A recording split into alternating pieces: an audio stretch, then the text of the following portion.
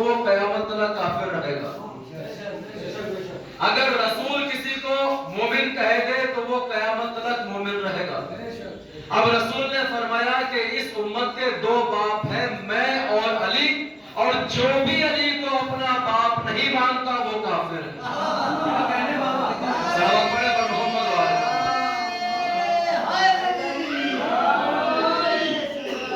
क्यों कहा रसूल ने कि अली तुम्हारा बाप है?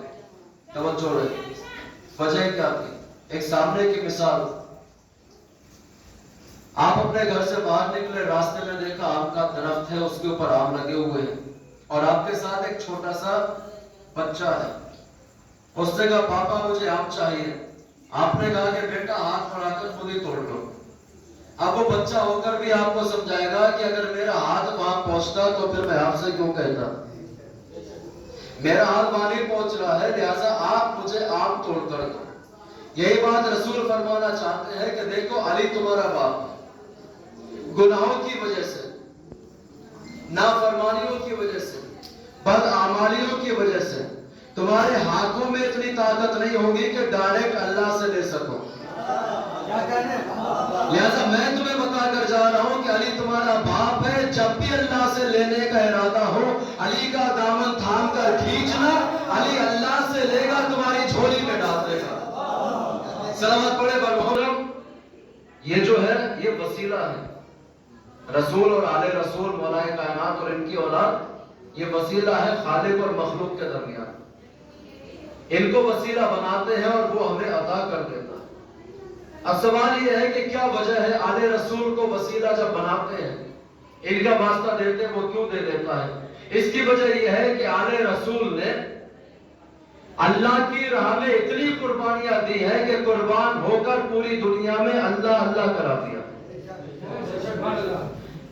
तो उसने भी कहा कि ऐ आले मोहम्मद वमा तशाउना इल्ला यशा अल्लाह, तुम तो वही चाहते हो जो मैं चाहता हूं, मैं वही चाहता हूं जो तुम चाहते हो।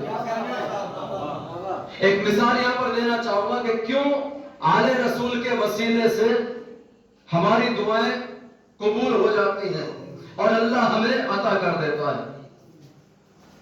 आपके तहसील नवाबगंज में कोई साहब आए बाहर से, मिसाल के तौर पर मैं हूं यहां पर, और बाहर से एक साहब आए, उन्होंने कहा कि मौलवी साहब हम यहां पर आए हैं और हमारे पास खाने के लिए खाना नहीं है। मैंने कहा कोई बात नहीं, जो भी हमारे पास है रूखी सूखी वो मिलजुल कर खाएंगे। फिर कहने लगे कि रहने के लिए मकान नहीं है। हमने कहा हमारे गरीब खाने पर रुको जब तक रुकना चाहते हो। फिर कुछ दिन के बाद बोले कि फला मुकाम पर जाना है और मेरे पास गाड़ी नहीं है। हमने कहा खड़ी है, जैसी भी गाड़ी है इसको यूज कर लो, बिस्मिल्लाह। अब वो जो कहते गए वो मैं करता गया। उसके बाद उन्होंने बहुत बड़ी तरक्की कर ली, बहुत बड़े पैसे वाले हो गए।